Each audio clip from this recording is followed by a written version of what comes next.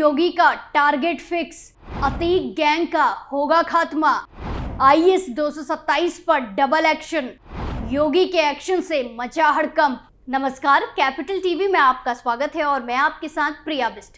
प्रदेश में अपराधियों का सफाया करने का टारगेट सीएम योगी ने अपने दिमाग में फिक्स कर लिया है और मानो जैसे सीएम योगी ने अपराधियों के अपराध की सजा देने के लिए एलआईसी करा रखी है। सजा मिलेगी जिंदगी के साथ भी और जिंदगी के बाद भी, और ये साफ साफ यूपी के मैदान में देखने को भी मिल रहा है, जहां अतीक, जिसे माफिया कहा जाता था, उसका राज्य में सिक्का चला करता था, आज वो कहाँ है? इसका जवाब है मिट्टी में मिल चुका है। जब से राज्य में योगी राज आया है, माफिया को जीते जी कई सजाएं भुगतनी पड़ी और मरने के बाद भी सीएम योगी ने उसका पीछा नहीं छोड़ा और अब एक और तगड़ा एक्शन लेते हुए अतीक अहमद के गैंग आईएएस 227 के सदस्यों के मददगारों की शामत आने वाली है। तो आज योगी के इसी नए नवेले एक्शन पर विस्तार से बात करते हैं, जो चलिए शुरुआत करते हैं।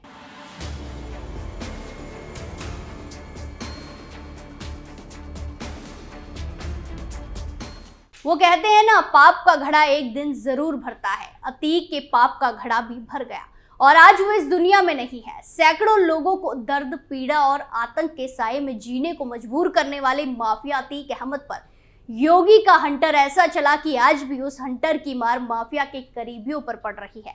जहां माफिया के मिट्टी में मिल जाने के बाद अब भी उसके गैंग की मुसीबतें कम होने का नाम नहीं ले रही है।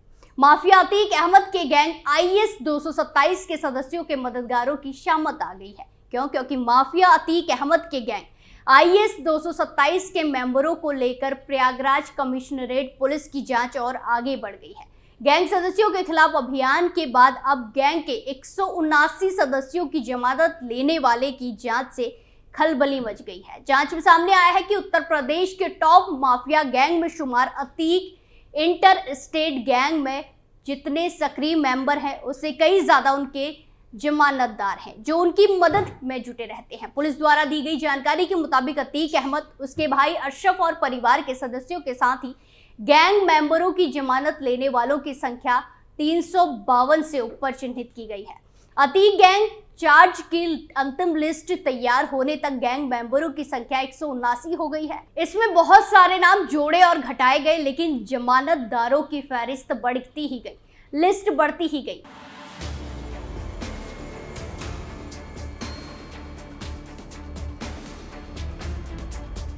माफिया अतीक अहमद के 44 साल के आतंक का अंत हो चुका है, लेकिन अतीक अहमद का गैंग आईएएस 227 रजिस्टर्ड है।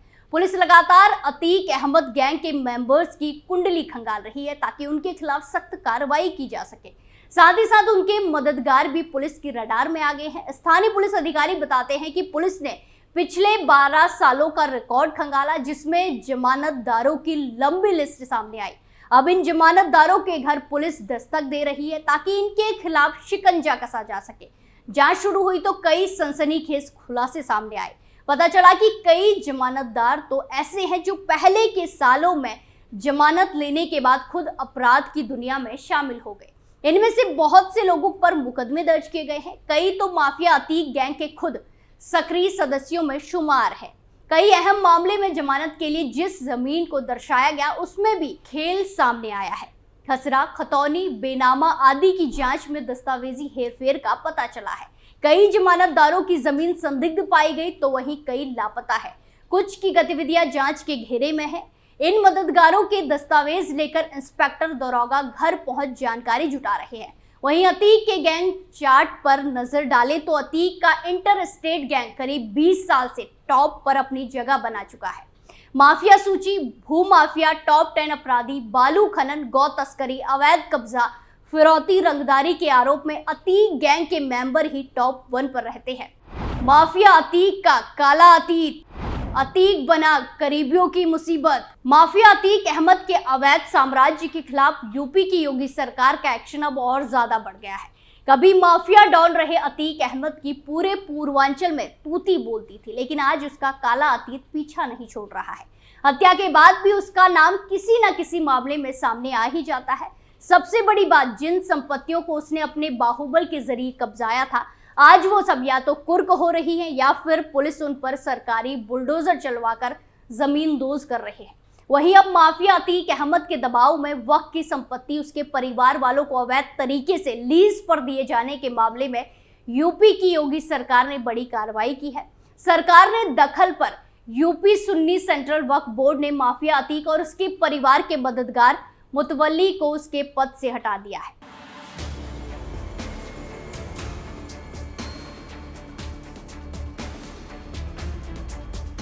जहां प्रयागराज में 50 करोड़ से ज्यादा की वक्फ बोर्ड की संपत्ति को अवैध तरीके से अतीक के कारोबारियों के नाम पर पट्टा करने वाले मोहम्मद अशियम को मुतवल्ली पद से हटा दिया गया है।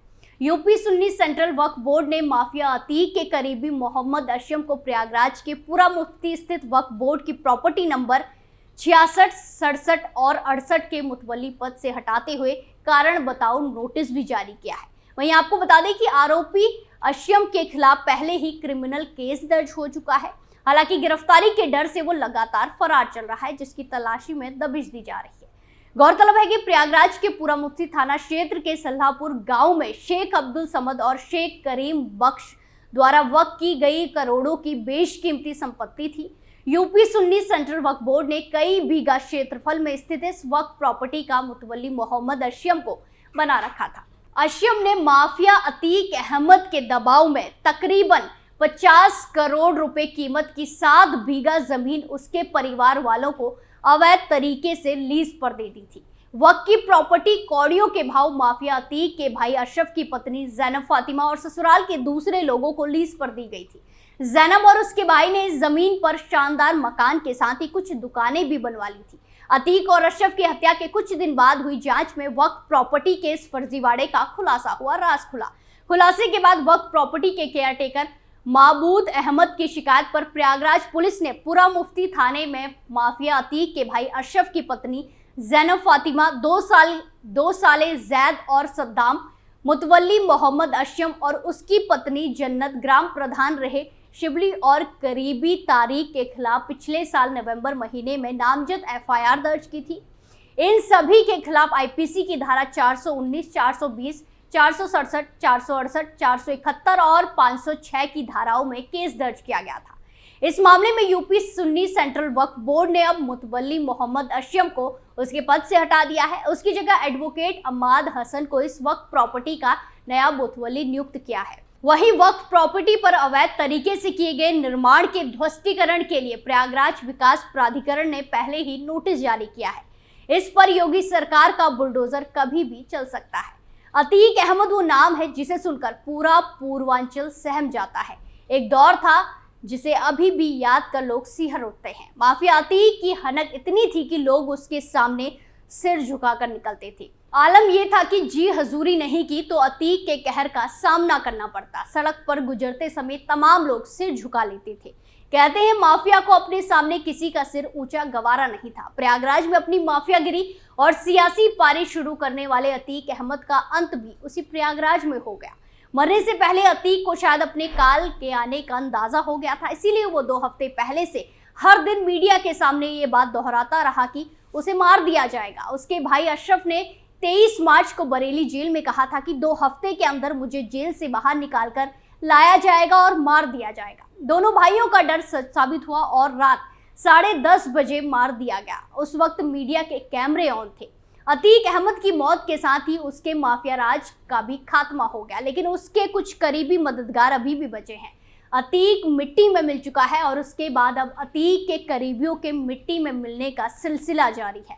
पुलिस लगातार अतीक से जुड़े हर एक आदमी को सलाखों के पीछे डाल रही है और अगर कोई अपराधी बचने की कोशिश कर रहा है तो सीधा एनकाउंटर। स्पेशल स्टोरी में आज के लिए इतना ही। फिर पेश होंगे नए मुद्दे के साथ। बाकी तमाम खबरों के लिए देखते रहिए कैपिटल टीवी उत्तर प्रदेश। नमस्कार।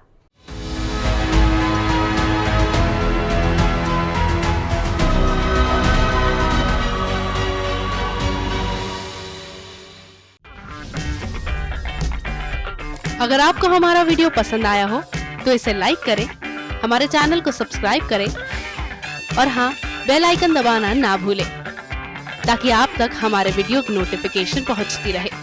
आप अपना सुझाव हमें कमेंट बॉक्स में दे सकते हैं। हमारे साथ जुड़ने के लिए शुक्रिया।